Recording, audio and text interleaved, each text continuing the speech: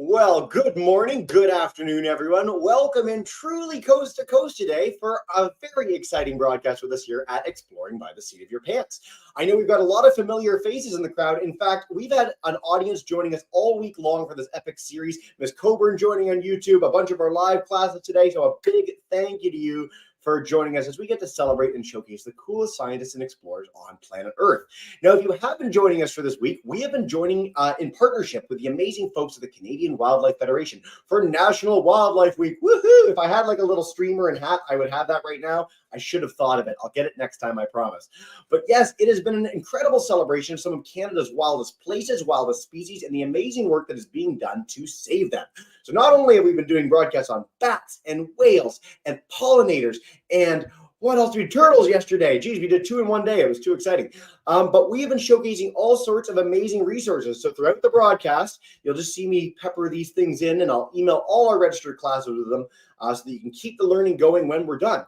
You can also head to our YouTube channel and catch the entire series and like 3,200 other broadcasts that we've done since 2014. So lots of opportunity to get very, very excited. So please do check that out. One last note, housekeeping before we dive in. We will have our 5th Kahoot in the series. So if you want to join us for a 4-question quiz between our talk and our Q&A, you can join in with that pin in about 25 minutes. We're going to have a little fun, test your understanding, and win some bragging rights. I want to say, too, I said this to our live classes, it's my birthday today, and as always my birthday, I have like a bevy of broadcasts. So I get to start off today with John. We've got coral reefs later. It's going to be a really exciting program day. So thank you all so much for joining me. This is the thrill of my life to get to do this job. And yeah, I just can't wait to hang out with you for an amazing program on grassland birds. We've got the Grasslands guy, John Wilmshurst, and he's joining us in Jasper National Park, one of the most special places, not just in Canada, but the whole world. So lucky John. And I know you've got a lot to share with us today, so I'm going to zip my lip pretty soon and leave you to take us away with all this cool stuff you're up to. Thanks, Jesse, and welcome, everyone. I'm super excited to be here. I want to have a shout out because I know the kids from Jasper Elementary are in the house, so I wanted to give a big cheer. I'm going to open my window. Hang on a sec, see if I can hear you just down the street. Let's hear it. Oh, not bad, not bad. All right. Okay, well, welcome everybody. My name is John Wilmshurst. I work for the Canadian Wildlife Federation. I am the Grassland ecologist. Our organization is based way to the east of where I live in Ottawa, but I live in Jasper, and I spend all my summers in the grasslands of Alberta, Manitoba, and Saskatchewan studying grasslands. And today, I want to give you a short presentation about birds on the grasslands. Now, hang on a second. It's going to take me a second to get the presentation up. Gonna hit the share. Can I do that now, Jesse? Oh, yeah, please. I was going to say, while you're pulling that up, I actually heard the Jasper kids from here in Corner Brook, Newfoundland. So you guys were so that was loud. Like, that really was across loud. the country. That was crazy. Okay, here we go. Beauty. And is that working? You are golden, John. Take us away, man. See a bird that's saying yuck. We sure do. All right, here we go. So there are grasslands around the world. And not only are there grasslands around the world, there are birds, thousands of species of birds that live in those grasslands. But from what we know about birds, not a lot of them eat grass. So today, I want to take you on a trip around the world, staying a little bit close to home. So we'll look a little bit at the grasslands of Canada and some in the northern United States. And we're going to learn a little bit about grass, and we're going to learn a lot about birds. And we're going to answer that age-old question. Oh, there we go. If birds don't eat grass, why do they live in grasslands? Now, I need you to remember that because that's going to be important throughout the slideshow, okay? And maybe it'll be part of the Kahoot quiz at the end. And Jesse, I know you can't talk right now. It's my show, but I want to be part of the Kahoot too. Just saying, no competition. Okay, you guys, so you guys are pretty familiar with grass, I suspect. You know, you have grass in front of your schools. In the summertime, you'll have grass in front of your houses, in your neighborhoods. You'll be playing on grass, right? Soccer fields, baseball fields, football fields. we have grass all around us, but this is not actually the grass that I want to talk about today. I want to talk about wild grasses, grasses that are part of the wilderness and how they're important to birds. Now, I know grass is a little bit boring. We don't really pay attention to it a lot, but unfortunately, if we're going to learn about grassland birds, we have to learn a little bit about grasses themselves. So let's chat a little bit. This is one of my favorite grasses, by the way. You find this grass in the prairies of Canada. It's called needle and thread. You can see that it's got a little seed that has a long spike on it that helps it burrow into the ground and set seed for the next year. These are wild grasses. And North America has hundreds of species of wild grasses that many of us don't even know exist because they're not the same species that we have in our soccer fields. Now, another thing about grass is that it's a plant, of course. It has the typical things that plants have. It has roots, it has a stem, it has leaves, it even has flowers and a little seed. The flower is not very showy for most grasses. Sometimes it can be, but mostly it's not. And but it does have seeds, and those seeds are really important. The panel on the left that you're seeing, that's actually a grass that grows not very far from me. It's called rough fescue. It grows in the mountains of the Rocky Mountains, Northern Rocky Mountains of Canada. That yellow bit on the top, that's the bit that sticks out of the ground. That's the grassy part. That big brown bit underneath, those are the roots. I find this picture super impressive because it just shows you how incredible grass can be. It's not just a little tiny thing sticking out of the ground, but there's this whole ecosystem under the earth that is important for the grasslands. Okay, now, if you learn anything today, what you need to know is that grass is really, really, really, really hard to eat. It's not bad for you. It's not poisonous typically, but it tastes terrible, and all the little nutrients in there that you need to live, you cannot get from grass. If you were to fill your belly with grass, you would starve to death because you cannot digest that stuff. There's very, very few animals on the planet that can actually digest the food that's in grass. One of them is the cow. Things like cows and bison and antelope and gazelles, they can eat grass and they can digest it. Well, actually, they don't even digest it themselves. And that's a whole other story that I'm going to come back next year if Jesse allows me to talk to you about that, about how animals that eat grass, mammals that eat grass can actually do it. They actually don't eat the grass themselves. They feed animals in their bellies, and then those animals are eating the grass. But that's another story. I'm not going to go there right now. What I want to talk about are these guys. This is a little yellow-breasted chat. It lives on the grasslands of North America, but it does not eat grass because it can't digest it. And this leads us to one of the world's most important scientific questions ever, and that is, if birds don't eat grass, why do they live in grasslands? Okay, this is the clay-collared sparrow. It's a beautiful little bird that lives in the grasslands where I do a lot of work in southern Saskatchewan. And I'm going to take you now on a little trip around the world to show you where these birds could live. So there are grasslands on every continent in the world except for Antarctica. You have the Great Plains in North America. You have the Pampas in South America. A huge area of South America is actually grassland. We have the steppe in Europe and Asia. Big open area with lots of really exciting wildlife happening there. And of course, the savanna of Africa and the outback of Australia. I'm going to take you on a little sort of picture show of some of the animals that you might find in these parts of the world. Let's start in Australia. Okay, on the top right and bottom left, this is a little bird called the golden-headed cisticola. It's a bird that lives in the grasslands or the outback of Australia. The cool thing about this bird, the only way to identify it is from the color of the inside of its mouth. Imagine the challenge that is. On the bottom right is the emu. I'm going to show you a few pictures in subsequent slides of animals that are like emus. The weird thing about them is that they're a bird, but they can't fly. They're big, they're super fast runners, they live on grasslands, they don't eat grass. Top left is a kangaroo. Oh, that's not a bird. Sorry, forgot about that part. You can't show a slideshow where you bring in Australia and not show a kangaroo. They're pretty cool critters. Okay, next, let's go to South America. On the top left, you have what's called the lesser rhea. It's exactly like the emu, smaller, flightless. It can't fly. It's a bird. It lives in the grasslands, does not eat grass. Just like the bird on the top right, that's called the strange-tailed tyrant. It's a lot like a bird that we find out here in Western Canada called the loggerhead shrike. Really beautiful bird and lives in the grassland, depends on the grassland, eats bugs. Bottom left-hand corner is a bird not like not at all like the strange-tailed tyrant. The tyrant is a really showy bird, likes to stand up on a post, show itself off. The pipit on the bottom left is a bird that we find all over the Great Plains of North America and even in South America, like here, and it hides in the grass. Really, really hard to see. Beautiful song, lives in the grasslands, does not eat grass. And then in the bottom right, we have the black-faced ibis. Big bird, really cool. Looks like it should be waiting on a beach somewhere in Cuba, but does not. It lives in the grasslands of South America. Let's go to Africa. Of course, the ostrich, right? Just like the rhea, just like the emu, big flightless bird, super fast, lives in the grasslands, doesn't eat grass. Just like the ground hornbill in the top right there. Look at that thing eating a snake, and that's what they eat. They live in the grasslands and the savannas of East Africa. And the secretary bird, pretty funny looking, weird animal. Called the secretary bird because it's got these feathers that stick out the back that look like feather pens. Really funny bird. Does fly, doesn't like to fly, prefers to walk. Now, we're in Africa now, and that reminds me, I wanted to tell you a little bit about why I became a scientist and what was so interesting to me about grasslands. When I was around, probably many of your ages, 9, 10, 11 years old, I did the classic thing when I was in school, went on field trips where our biology teachers were telling us all about the wildlife in our neighborhoods. And this is where my story started. We would go on the field trips. We would be asked to observe the plants and the animals around us, draw them, ask questions about them, measure them, and do the kinds of things that science teachers want you to do to observe the world around you.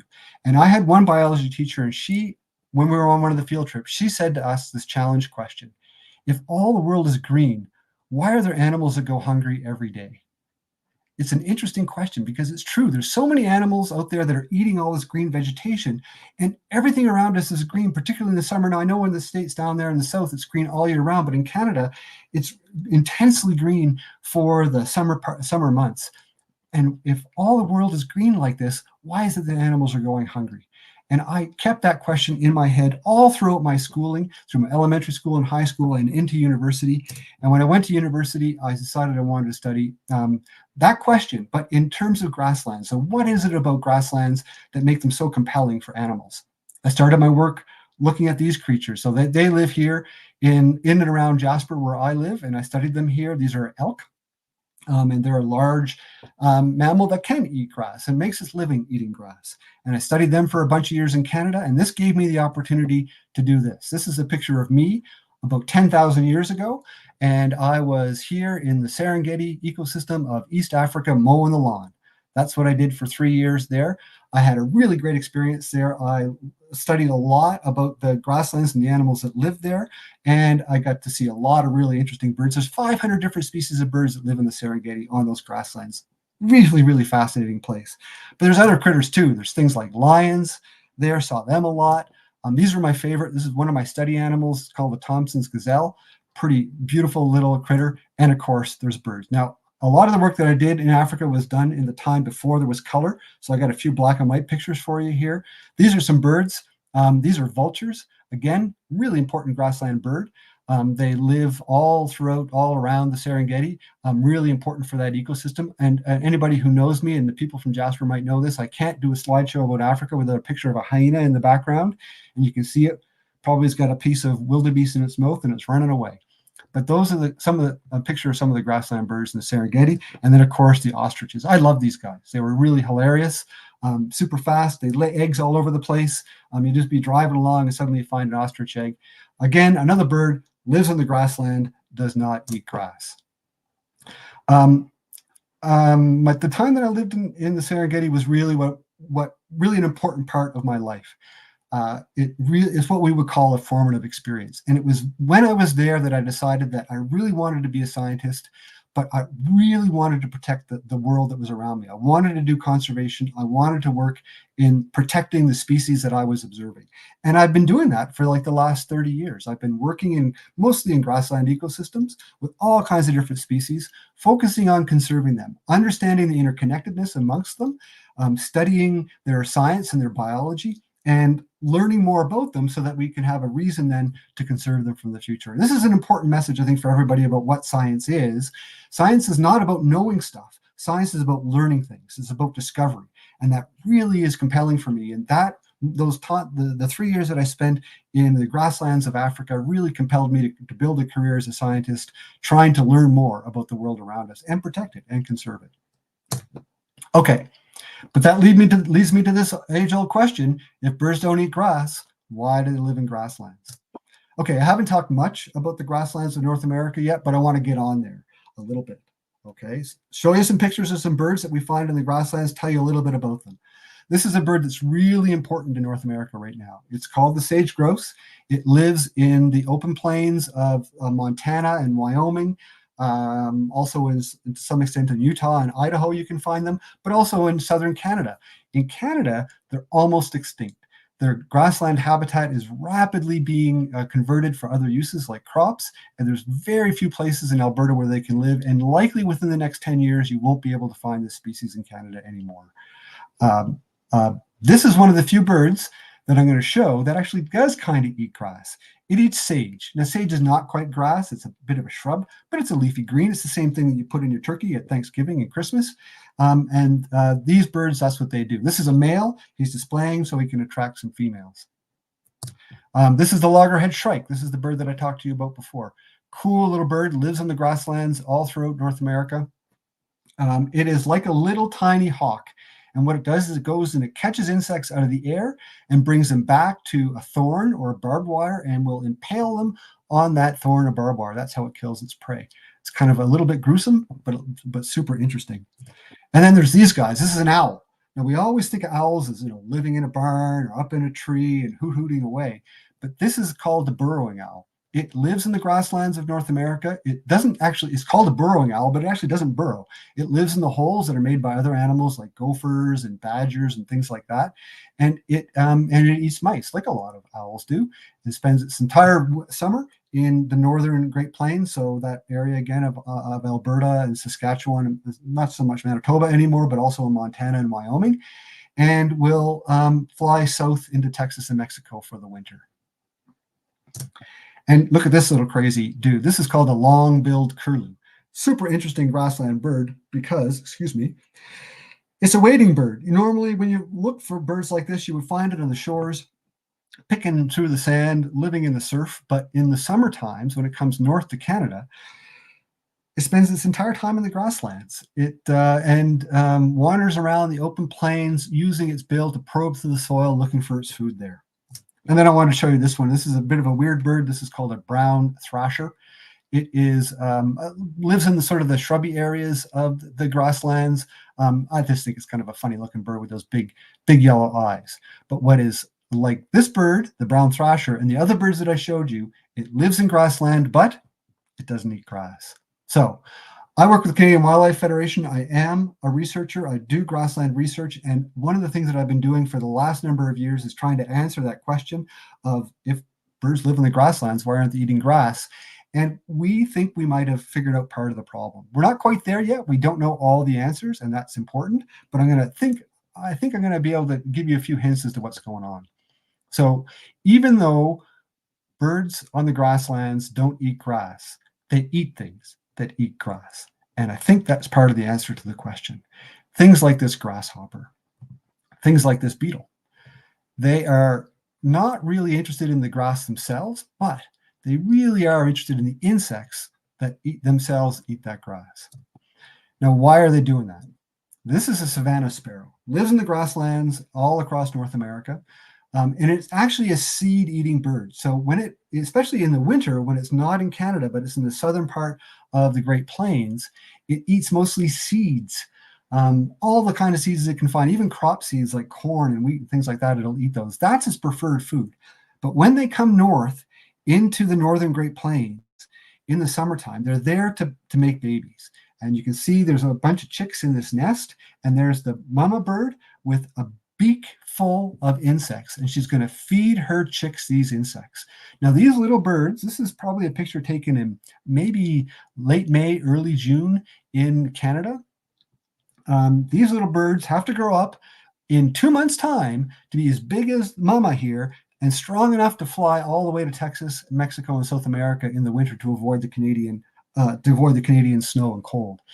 And so they can't do that. They can't grow that fast if they're only living on grass and seeds.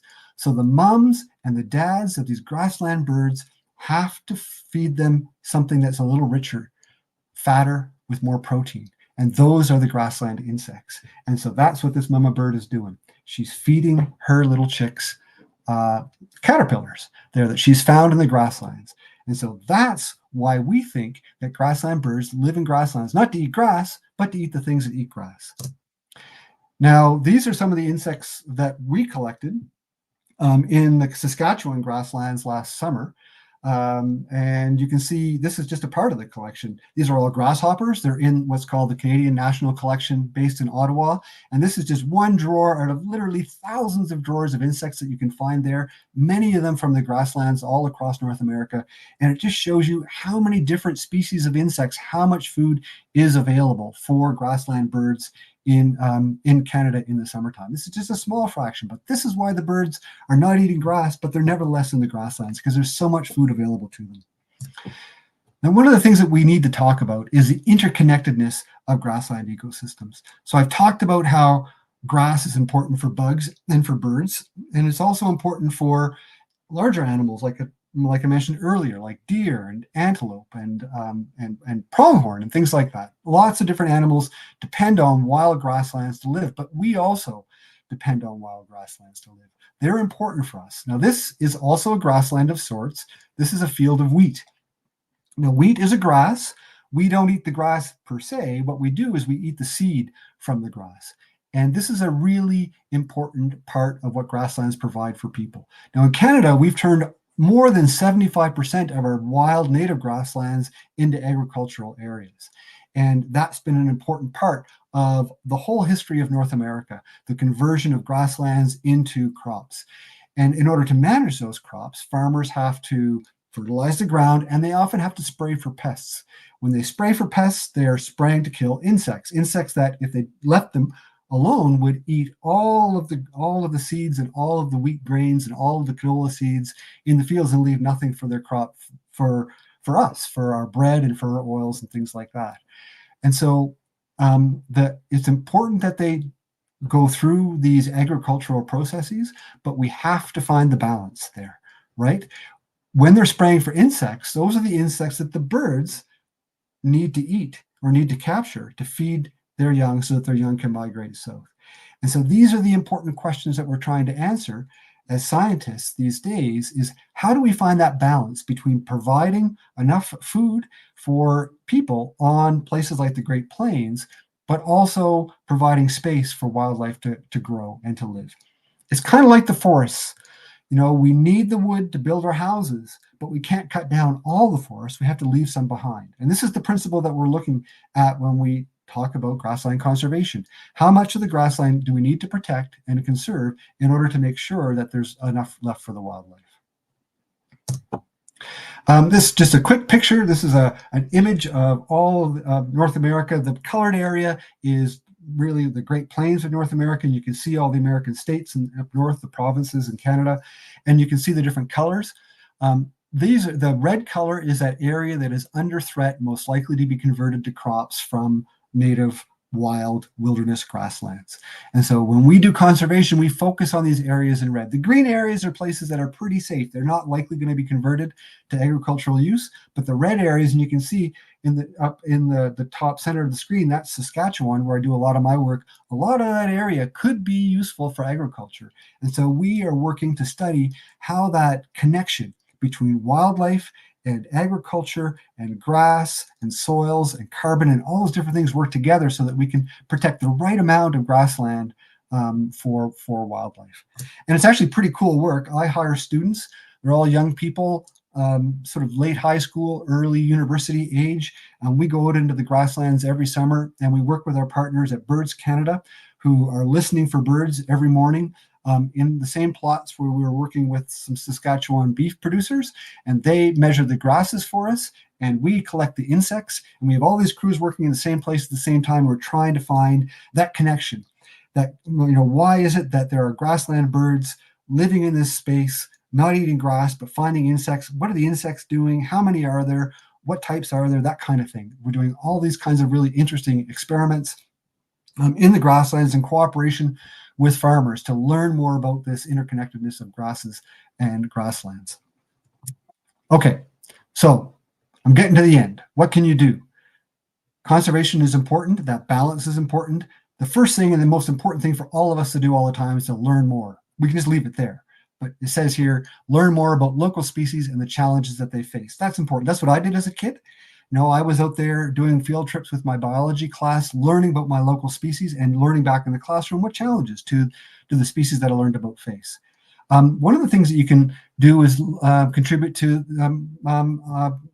what's called citizen science through apps. There's one called iNaturalist that is an app that I use all the time. You can take a picture of a plant or a bug or a bird or a mammal or whatever you find in your neighborhood, load it onto the web, and then some expert will come and help you identify it, which I think is pretty cool. I did it last weekend. I was skiing and I saw some bugs walking across the ice, and I took a picture of the bugs, and sure enough, put it on the iNaturalist app, and about a day later, an expert came through and told me what the bug was. It was a caddisfly. Super cool. The other thing you can do is connect with clubs and conservation groups, working on projects in your area, and volunteer with those groups just to make a contribution to your local neighborhood. And of course, share what you've learned with your family and friends. They'll be astounded at how much you know and how much you've learned. Okay, that's it for me. Thanks for watching and listening. And Jesse, I think you got the Kahoot coming up, and I can also answer questions. John, that was spectacular. Thank you so much for such a detailed overview. And honestly, I was gripped beginning to end in that. That was so much fun. Also, I know we're focusing on Canada today, but the fact that we had a little Serengeti thrown in there, one of the most special ecosystems on the planet, my favorite thing I've ever done and gone to see. So appreciate the extra plug for that. As you mentioned, we're going to do our Kahoot together. So if you're new to Kahoot, the faster you answer, the more points you get. And what you win is John and I's everlasting respect, which is pretty cool for a broadcast. So please feel free to chime in. Don't worry if you don't want to play. You can yell out the answers in your class as well. That's totally fine.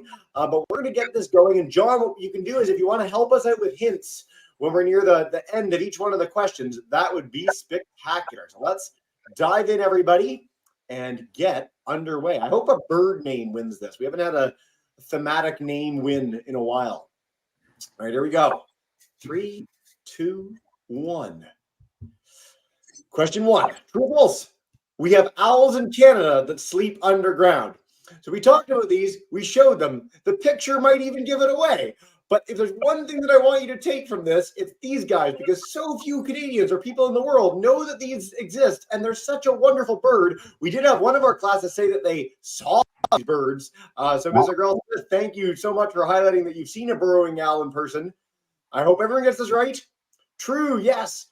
Burrowing owls, they're a great bird, and I'm glad you guys followed along with that. That's awesome. Oh, we do it. We have a bird name leading. Lovely. Okay, I'm don't usually root for individuals, but I hope you win. Canada's major grasslands are ... Where are they? Are they all in Ontario? Ontario would love that. Are they largely on the East Coast? Are they right in the heart of the country in the prairies? Hint, hint, nudge, nudge. Or are they spread evenly everywhere? Where are our grasslands? If anyone's had the chance, I mean, John's in Jasper, so he's in a province that has a lot of grasslands. I've been to Saskatchewan, sort of our iconic grassland province. Ooh, we really threw people off with this one, but it is right in the heart of the country in the prairies. So Saskatchewan, Alberta, bit of Manitoba. If you ever get the chance to take the train across Canada, you are in grasslands, either natural or certainly agriculture for 2 days. It's quite the land. All right. Oh, that completely threw off our leaderboard. It's mass chaos. We've got an ostrich in second, though. All right. What is the biggest threat to grassland habitats? We talked a little bit about this. John had a great slide near the end. Is it climate change? Always a big threat. Pollution, conversion to agriculture, or being eaten by locusts? Fortunately, we don't really have this final one as a problem in Canada so much. It is in other parts of the world. Locust infestations are a big deal. But this is something that we've been coming to all Canadian Wildlife Federation series long. It is conversion to agriculture. It's habitat loss. If we don't have, you need a house. I'm in a house. John's in a house right now. We're lucky us. If animals don't have homes and places to live, it's hard for them to survive. And so it might look similar when you have a big farm field of wheat, but it's not all the same for our wildlife. Really important to keep those native grasslands. All right. John, I'm almost done talking, and then we're going to do our fantastic Q&A. This is our final question of the Kahoot. Expert Otter has our lead as we go into question number 4. I added a few to this. You had your last slides about what you can do to help. Tell your friends that you've learned. Donate to conservation groups like, say, the Canadian Wildlife Federation.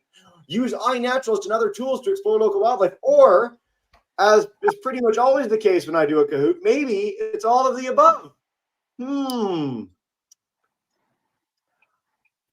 Let's see.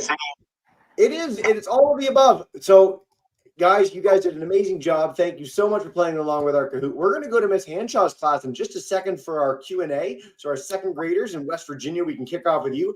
Ivy Macklin, please do share in the chat. Miss McAdam and our yellow team crews, I'm coming to you right after. But our winner of our Kahoot for all the marbles, Joyful Ostrich. It was a bird. Yes.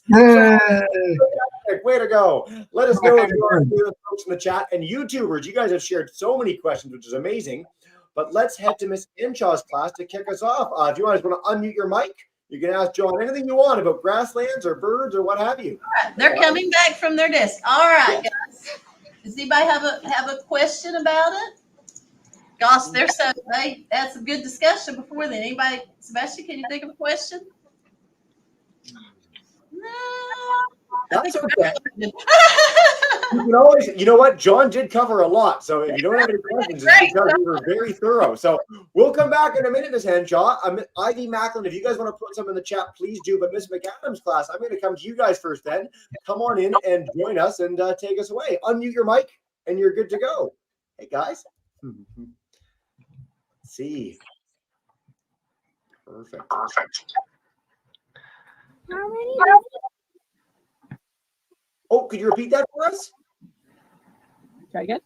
How many different species of grassland birds are there? Ooh, no pressure. Ooh, that's a really good. What's your name? Oh, I'll bring it back. Alex?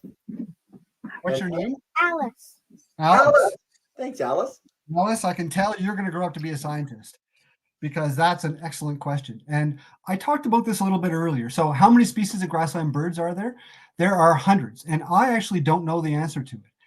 And I'm not sure that really anybody knows the answer to it because there are grasslands all over the world and there's all kinds of different things happening with them. And so one of the things that scientists do is that we ask questions like that and try to find answers to them. And so that's the most important thing, is to ask the right question. Now, those are really, there are, like I said, when I was working in Africa, there were 500 different species of birds just in that Serengeti area alone. And there are several hundred in Canada, all over the United States. So I'm not sure that anybody really knows the answer to that question, Alice. But you grew up to be a scientist, and you can answer it. Seriously, and I'm so glad that we have highlighted this. Like, Stump the Scientist is one of the great joys of exploring by the seat of your pants. You kick it off with the first question, so way to go, Alice.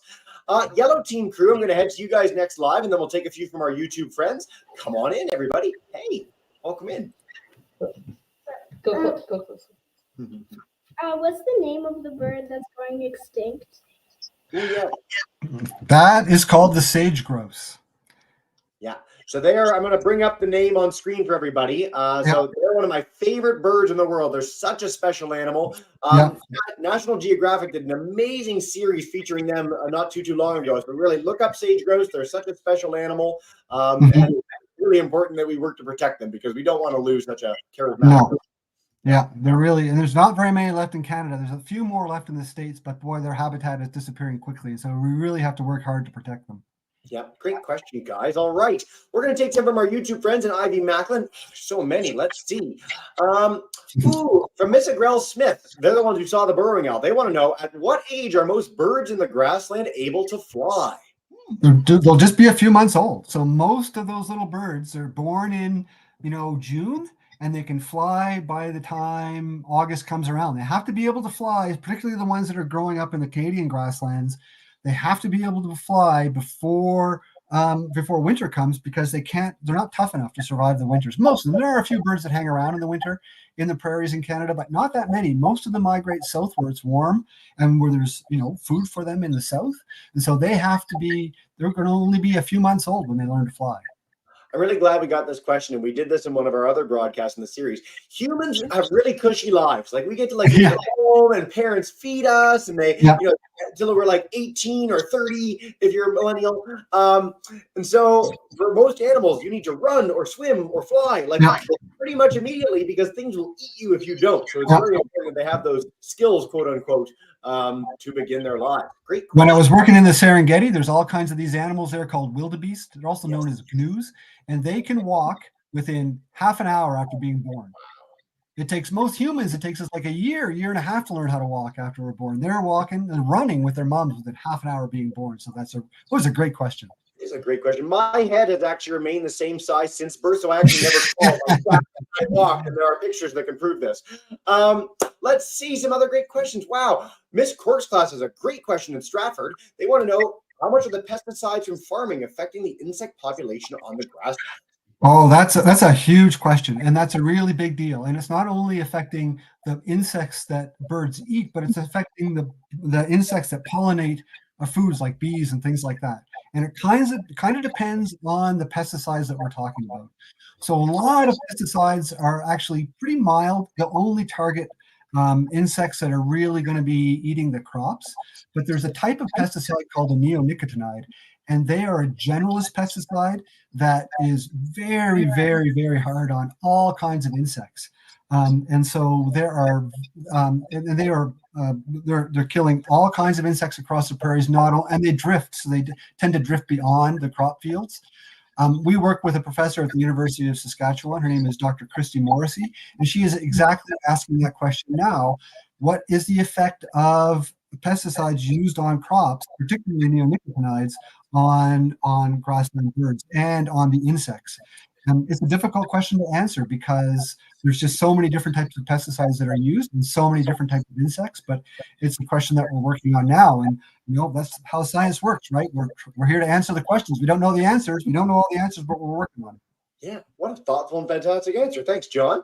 Okay, ID Macklin, I know your devices aren't working, but a big welcome into you guys. Thank you so much for joining in Alberta today.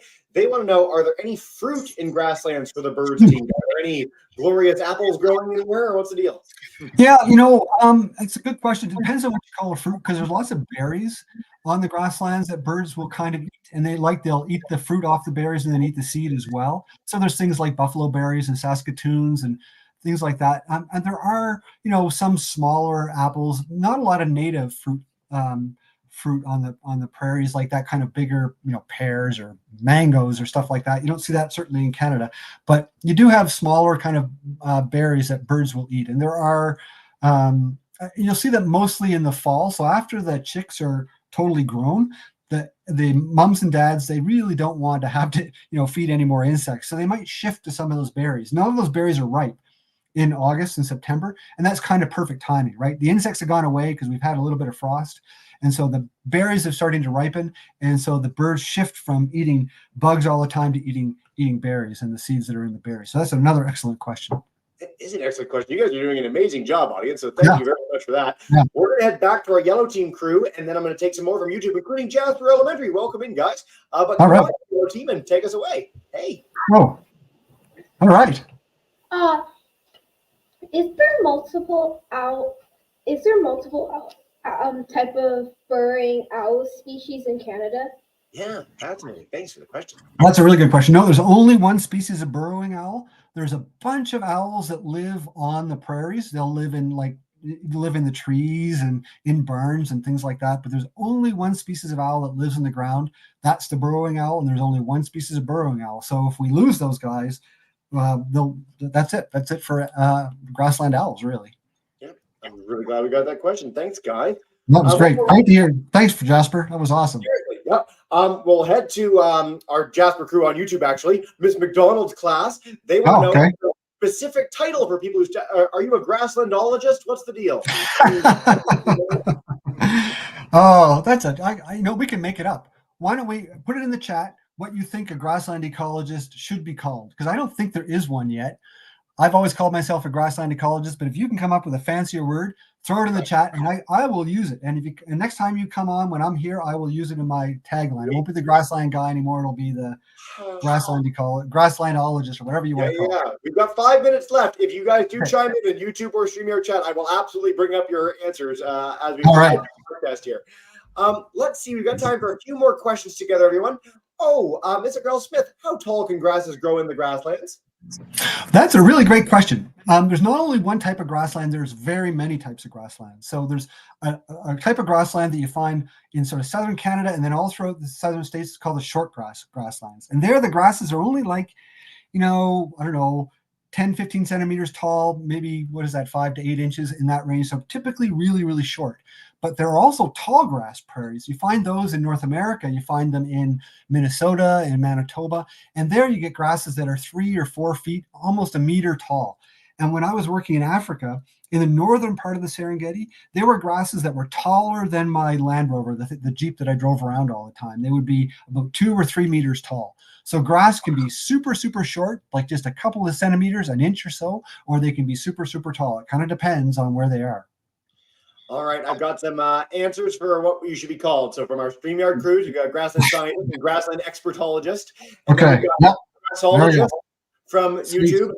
I thought stalker for grass stalks, but maybe a bad connotation. No, I don't know. I don't want that. I don't want that. Oh, guys, you guys are amazing. Thank you so much for this. We're going to take one more from YouTube, one more from our yellow team, and then we're going to wrap up together. At the 40-minute mark, I want to note, too, there is so much more you can discover. So if you're keen on all of this, check out the education page. Check out Hinterland Who's Who. Check out the amazing National Wildlife Week, and go to our YouTube channel for more. We're going to send all this to all you teachers, so stay tuned for that in just a minute. But let's wrap up with a couple questions first. Let's see. YouTubers, I'm going to come to you first. What? Oh, geez. Oh, Miss Cork wanted to know, how many types of grasses are there in the grasslands? It's like how many birds there are. So again, I don't know if anybody knows the answer to that question. There are thousands. I can go to my bookshelf. Here, look at this. Okay, here's a book in my bookshelf called Prairie Grasses. This is put out a long time ago, and there's, I don't know, how many pages are there in this book? There's 250 pages in this book. So there's at least 250 species of grasses just in Saskatchewan and Alberta. I know when I was working in Africa, there was probably about 300 different species of grasses there. And there's different ones. Some of the grasses you can find all over the world. You'll find the same grass that you see in Africa, you'll find it in South America and in the United States. And so, it's thousands. The answer is thousands. But again, all you guys out there in school right now, in elementary school, these are going to be the questions that you'll have a chance to answer when you become scientists as you grow older. Yep. What a beautiful answer. Thank you so much, John. This has been so much fun. We're going to wrap up with one more question from our yellow team crew. Come on in, guys. Take us away. What is the name of the bird that sticks the bugs on the fence and kills the prey? That's called a loggerhead shrike. You can put that in the fire that up there, Jesse, maybe loggerhead shrike. There's a couple of different types of shrikes. It's also called a butcher bird, which is a really harsh name, but it's also called that. Yeah, and that's what it does. It catches insects when they're flying and will stick them onto a thorn. There's a type of plant in the prairies called the thorny buffalo berry, and it lives mostly near little creeks and rivers and things like that. And it has big, long thorns. And if you go to those bushes, sometimes you'll see all these grasshoppers and beetles and bees and stuff impaled on these on the thorns. It's really quite cool. John, I like that we're two people that find shrikes fascinating, but it's kind of weird, but they're such a fascinating bird, and they're you wouldn't expect it from them. Like, they just look like a sort of normal bird as opposed to something that you'd think, I don't know, have a little bit of an edge to it. So I'm so glad we got that question. Thanks, yellow team. John, before we wrap up, is there any last message you want to leave our kids with before we bring in our yellow team and our other crew to say a big thank you and farewell? Really the message that I like to give to kids all over the world is that science, we're scientists, right? We're all scientists because we're all asking questions and we're all trying to answer them. And the thing to know when you see a guy like me who you think is an expert, really what's most important is not the things that I know, but the things that I don't know. And that's the key to science. It is exploring the things that you don't know to try to find the answers to the questions. And so that's the message that I like to give. There's no better message than that. It's something that applies whether our scientists are grassland experts, grassologists like John, or chemists or geologists. We're always seeking to learn more. That's why we do these broadcasts, to get you guys inspired, and hopefully you all either become scientists or recognize the value of science and that as a backdrop. So, absolutely. Guys, thank you so much. I'll bring in Caitlin's message, because it's such a beautiful message to wrap up with. I'll say our yellow team, thank you so much. If you guys want to come in and join me in saying thank you and farewell, welcome in, everybody. Thank you, guys. Thanks, everyone.